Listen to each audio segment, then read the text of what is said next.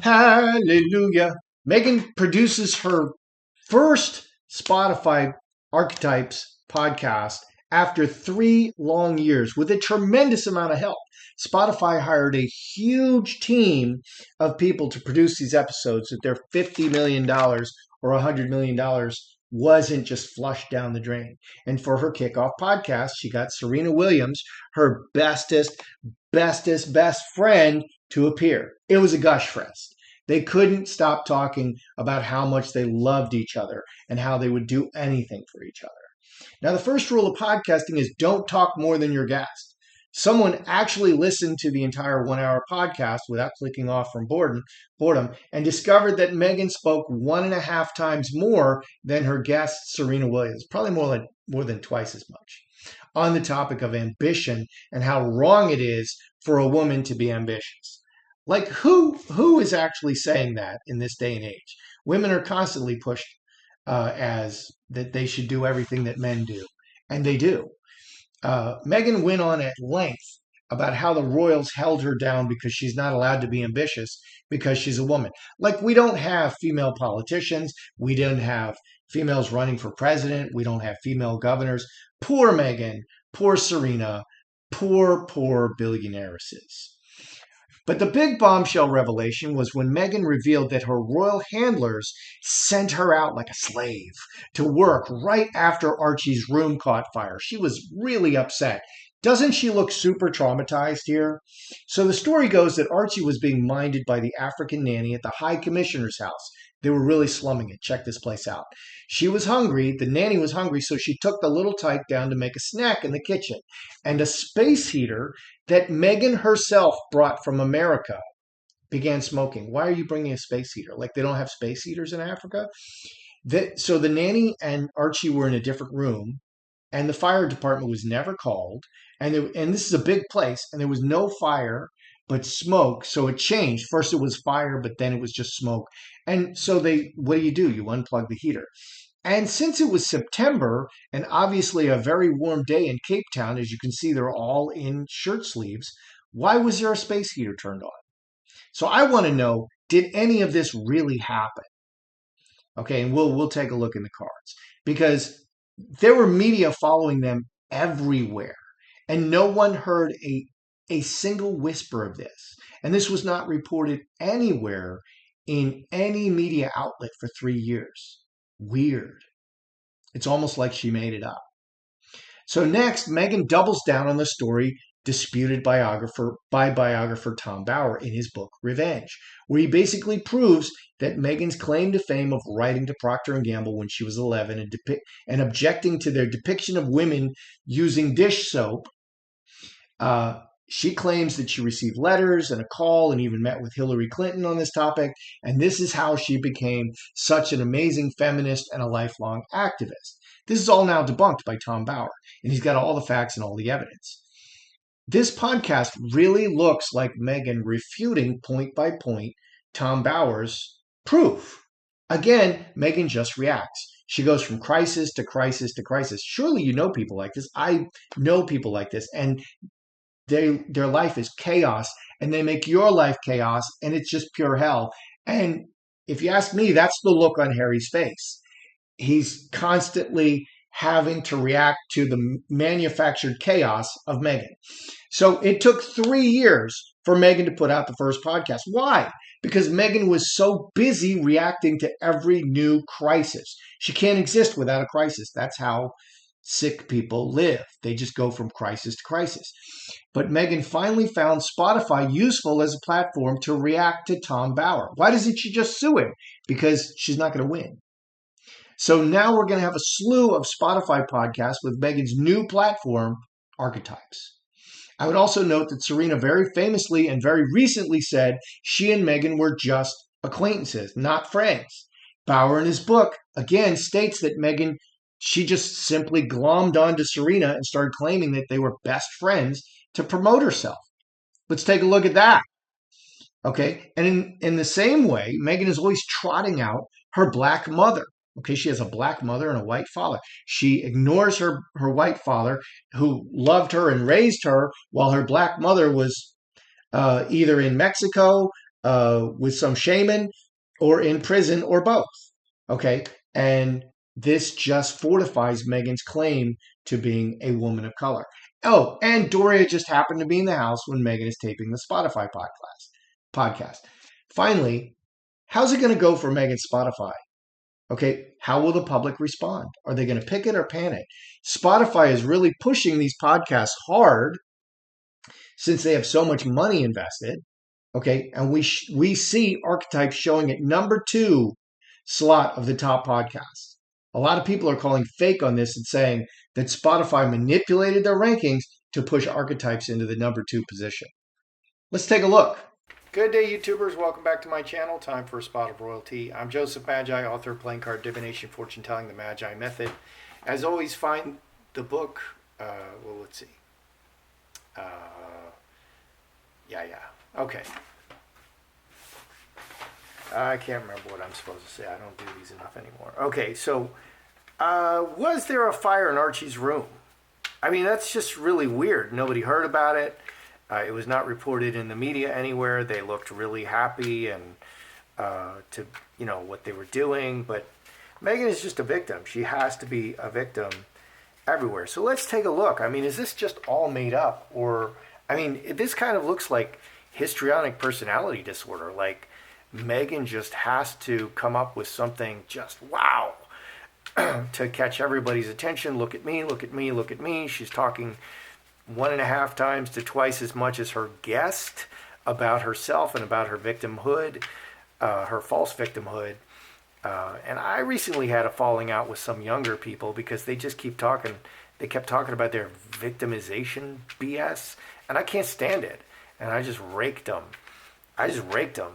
About how they were false victims, and it was ridiculous. Like this dude was complaining about how he lived at home in his mommy's house, in his mommy and daddy's house. And his mommy would ask him to carry heavy things. But he lives at home in his mommy's house. And I'm like, dude, that's the least you can do. And I'm like, you're not a victim. Oh my, wow. So was there a fire in Archie's nursery? Or was there smoke? Or did any of this happen? Let's just look. Was there actually a fire? Or anything? Underlying many people. Devil, it's a lie, baby. That's a lie. The devil's a liar. First and foremost, he's a liar. And he'll do anything. Player, making a play. 10 clubs. 2 diamonds. Interesting. Ace of spades is a no card. So was there a fire or smoke or anything approaching this circumstance with Archie and who is Archie? I mean, for goodness sake, there's just so many smoke and mirrors, and that's why their popularity is plummeting. Nobody really believes them. They're very inconsistent. People look for consistency in others' behaviors to see if they can trust them and believe them. And Meghan and Harry just are utter dismal failures in terms of consistency of behavior and words. So what do we have going on here? Well, we've got the devil and the player. These are both deception cards. Snake is a deception card. Snake is very clever and crafty, deceiving all the people and lying about it. Yeah. So the snake in the Garden of Eden, how did Adam and Eve end up eating from the tree of the knowledge of good and evil? The snake deceived the snake. Satan came as a snake and he deceived Eve. So the snake is a deceiver, deceiving all the people and lying to them. 23, 29, 8 hearts, water into wine, and calling something that wasn't as something that is. Okay, so this is just completely made up. This is completely made up. To pave her path forward as a victim to all the people. Again, deceiving all the people, making a play. Okay, she's going to tell this nugget, this story. I actually wonder if people will prove that this is not true. 10 clubs overseas. So it's in Africa. How are you going to figure it out? Well, it's a much smaller world. Okay, if this was 1800s and there were no cameras, no audio recordings, it would be a very difficult thing to prove things that happened on the dark continent of Africa here in America, because nobody's going to go all the way over there. But now there's planes and telephones and fax machines and computers, and you can just, send an email to this person. Hey, you were there in Cape Town. Did this happen? She's really owning it. Okay, so she might actually believe her own BS on an ongoing basis. And so, no, it's definitely not true. I'm really curious, will it actually be disproven? Will some intrepid reporter go to the trouble of disproving that this never happened, to proving that this never happened? Will this be disproved by a reporter? 2 hearts. Opportunity. Wow. People close to her. So will this be disproven? Well, when you want to see something happen, you want to see a 2. You want to see a good 2. 2 hearts, 2 clubs, 2 diamonds. We have a 2. Here's an opportunity to really get in there and work with these people. Trinity is a great work card. It's people working together.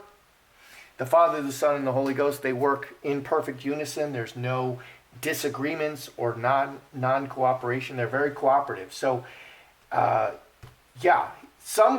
are people who are very committed to figuring this out. 7, 9, 3 hearts. This is a sweet little nugget that they can splash in the media. And they're going to talk to people closely associated, people who were there, 4 hearts, people closely associated and who were there in Cape Town during this time. And it's 3 years ago. So Meghan thinks, well, it's 3 years ago. Okay, and we have our president. Now, they say that he's in cognitive decline, but he's constantly saying things like, he was at this place and he did that and did this, and people look into it and they're like, that never happened. What are you talking about? So our president, Joe Biden, is constantly saying stuff like this. This is maybe very common. We have, one of the people who's going to be a front runner, what's her name? Hiawatha. She claimed, she claimed to be of Indian heritage, American Indian heritage, and she got an Indian tribe to give her something and, give her some kind of plaque or something. And then she went to law school at a discounted rate and got all these advantages claiming to be an Indian. She's not American Indian.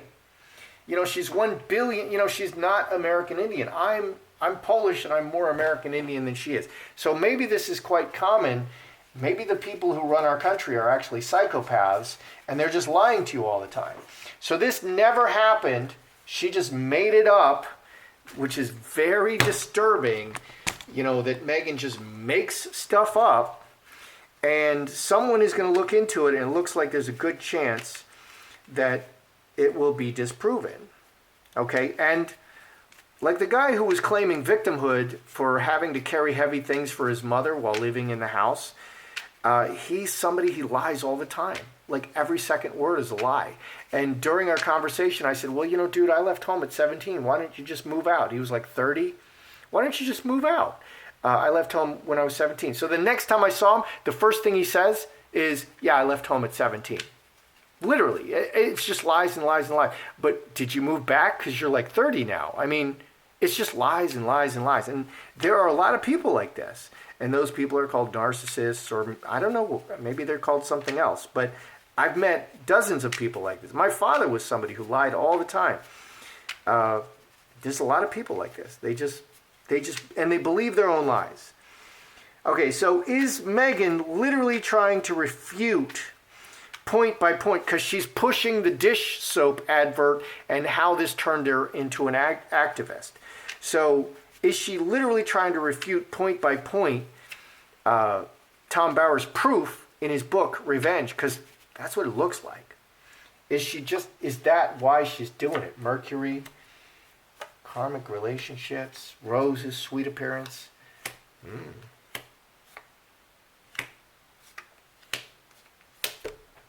All right, so what we have on the surface and what we have underneath are a little different. We have a no here under the surface. Stopping this now taking actions and talking to stop this now, and committed to maintaining her perfect appearance, maintaining the status quo. So underneath, yeah, she's really trying to hold it together and keep up appearances. Okay, and that's why we never see Archie. That's why we never see Lilibet. That's why they never take them anywhere, because it's all a manufactured reality. She's trying to hold it together to keep the manufactured reality together, the image that she wants you to see. And you see this in Hollywood all the time. I mean, that's what they're doing. They know how to keep a public image, and then behind the scenes they're Harvey Weinstein behind the scenes. Okay, but in the front is they're rich, they're famous, they're so sexy, everything is wonderful, they're always happy. Instagram, and this is happening now to our larger population, where people are living dichotomous fake lives. Like these girls, they're on Instagram, snap, they're so beautiful, and then they're just really sad and lonely, and they're on OnlyFans. And they can't get a date, they can't get a job, they're being outed, everyone hates them. Stuff like that is happening. They're living double lives.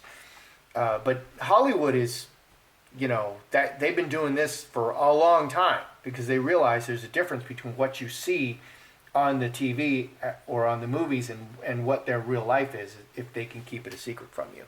What do we have on the surface? Sweet appearance, virtue signal, and her relationships. Karmic relationships, talking about everything is wonderful. 9 and 9, 18, everything is just so wonderful. It's all red, everything is just so wonderful. So it's all about appearance. Yeah, Meghan wants to have a perfect appearance, and she needs to shut this down to maintain what she has. I kind of feel like it's falling apart, because one, just look at Harry's face. Harry looks so sad, like all the time. The next thing is, Serena and Meghan are best friends. Did Meghan just claim that she and Serena were best friends and just hijacked Serena for her own purposes? This is my successful black friend, Serena. We're best friends. Okay? And that's what Tom Bauer says in his book. So did Meghan just hijack Serena and as a best friend? Now they're best friends. She's going to leave Archie in England. We don't care what's happening to Archie. She's just going to fly over. But the bad news is Meghan had like bad juju, and every time she would show up at Serena's match as her best friend, Serena would lose. And plus she's got her legs open and flirting with her husband. It was really strange. And then there were like scrape marks on her knees. I mean, oh my goodness, what is going on? So let's look at Meghan and Serena. Serena. Did Meghan just hijack Serena and declare her best friend? Meghan, Serena. Oh my, that's so odd. We have some interesting cards. Okay, so we have 10 spades over here on Serena's side. We have High Tower. It's all business and staying away. Let's read Serena first. On an ongoing basis, it's a business relationship. Okay, she said they're acquaintances. I would not even say acquaintances. It's just business, baby. We pretend to be friends for business. 14 and 10, 24, 6 spades. Serena doesn't even like Meghan, and she's extremely disappointed in her as a person. 10 spades. Worst possible 10. 10 is the completion. 1 is the beginning. 10 is the completion. Worst possible results. Okay, so personally, Serena doesn't like Meghan. She's extremely disappointed in her as a person, and it's just business. And 6 spades. 6 spades is a bad relationship. If someone is a drug addict, they show 6 spades. They have a bad relationship with the drug. It's lying, it's deception, and it's hate. She doesn't like Meghan personally. She doesn't like her personally. What's going on with Meghan? 2 spades in the middle. They've had a falling out. Okay, but she's still holding on to her. No, don't leave me. And to keep for the situation, 12, 14, 16, four spades, the personal relationship is completely dead, and they broke up. Okay, Serena doesn't like Meghan, and they really don't have a personal relationship anymore, but they still have this business relationship going. And so underneath Star Bethlehem and Man is direct action, so 13 and 7, 5, 20, 5 spades again.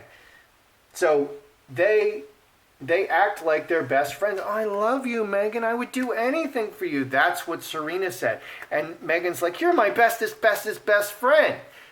I don't know.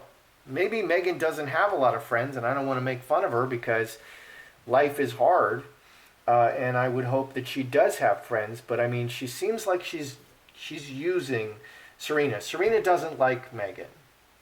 And Meghan recognizes that the relationship is not here, but they make it look like they're best buddies. And you hear about this in Hollywood, actors who have to work with each other but hate each other's guts, and they look all kissy on camera. So let's look at how is the public going to respond to the Archetypes podcast, because they're pushing it. They're telling you it's number 2. And the slide I didn't show you, which I should have showed you, is there's another list that Spotify puts out of the top programs, the top individual listening programs. And now Meghan's Archetypes is number 2 on the top, as the top listened to podcast. But if you dig a little deeper and you look at, well, what are the top episodes? Okay, there's 3 Joe Rogan episodes up there, but no episode from Meghan. She only has 1 episode. Her episodes are not showing up as most listened to. So how in the world did she get to the number 2 most listened to, the number 2 podcast? She didn't. It's manufactured. And that's the proof they're showing, because, the toxicity of ambition, or whatever it is, something about ambition, that would show up as like number 1 on the most listened to podcast, and it's not showing up in the top 10. So it's manufactured. So how is the public going to respond to Meghan Markle's Archetypes podcast? Because the first podcast with her and Harry, it came in behind whale sounds. And, it did get, 600,000 viewers and listeners. That's not terrible. If I started a Spotify, I would not immediately get 600,000 listeners. Okay, but she has a big name. So how is the public going to respond to her Archetype podcast? Ooh, the fox is very clever, skeptical. That looks skeptical. Oh. How is the public going to respond? So the fox is kind of skeptical, kind of, this way or that way. I could take it or I could leave it. Let's take a look. Let's see what she's doing. People want to like Meghan. They want to like her. 12 and 5, 17 and 25 spades. They're going to listen. People are going to tune in. Okay. Here's an example. Brie Larson, and I forget, she's some famous movie actress, and she took over a man's role, and she's like the female Captain America and all woke, and get woke, go broke. And now we have Sri Lanka, get woke, starve to death. Everybody starves to death. So they got woke in Sri Lanka, and they said, no more synthetic. We're not importing any more synthetic fertilizers, and their agricultural production dropped 40% immediately. And they also did something else. And the economy imploded and they went into hyperinflation. It's what's could easily happen to us here in America. How is the public going to respond? We have some dark cards here. Queen of Spades and King of Spades. Over the long term, they're going to say no. In the beginning, 2 diamonds, 8 diamonds, they are going to listen. So what happened with Brie Larson is her first podcast got like 300,000 views because she's a pretty woman, she's a star, people wanted to look. The next podcast got less than half of that, and her her third YouTube, she was doing YouTubes. Her third YouTube couldn't even pull 25,000 views. So literally people were watching her and like, man, you're terrible at this. You need like a whole team of people to prop you up and, you know, do makeup for you and everything. Brie Larson, she couldn't do it. So what I see happening here, is people are going to give Meghan a chance. They want to give Meghan a chance. We want to love you, Meghan, kissy, kissy, kissy. Okay, but after a very brief time, they're going to say, no, this is just not interesting. So I think it's going to do okay at first. They're going to give her 2 or 3 episodes, and then it's going to kind of just decline to the point that Spotify's like, oh my goodness, we wasted all that money. And that's what I see happening in these cards. People are going to listen skeptically, and then they're going to just turn away and listen to something else, like Joe Rogan. Joe Rogan spits it straight. Who's the real Slim Shady? Joe Rogan. So let's review. Was there a fire in Archie's nursery? No, it was all a lie. Okay, and our reporter's going to look into it and prove that it's a lie. Yes. Okay, but it really takes someone like Tom Bauer in his book to really nail the hard evidence down in a book, because psychologically, I guess, like a book it carries a lot more weight. Okay, why is Meghan still pushing the soap advert? And, that's her beginning. Well, because she's trying to hold it all together. She's somebody who,